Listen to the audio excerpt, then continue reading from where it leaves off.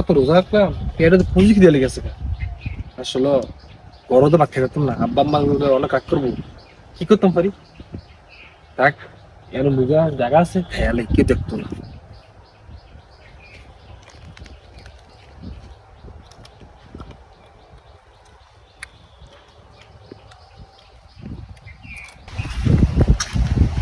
এই যে ভাইয়া, তুমি যে খাবারটা খাইছো আমি কিন্তু দেখছি, ঠিক আছে? তুমি যে বলতেছো যে কেউ দেখে না, আমি খাই নাই, শোনো, কেউ দেখো দেখো না দেখো, একমাত্র আল্লাহ তাআলা রাখতেছে। আমরা যে কোনো রোজা রাখবো আল্লাহর সন্তুষ্টির জন্য, মানুষের দেখানোর জন্য না। আমি মনে করবো তুমি যে খাবারটা খাইছো, মানুষ দেখা বেশি বড় কথা না, দেখা হলে আল্লাহর নিয়ত রাখতে হবে। এর জন্য এই মাহে একটা রমজান মাস, একটি মাস, এটা অনেক বড় ফজিলত মাস। এই একটি মাস আমরা কষ্ট করলে আল্লাহর নিকট্য লাভ করে ফেলবো।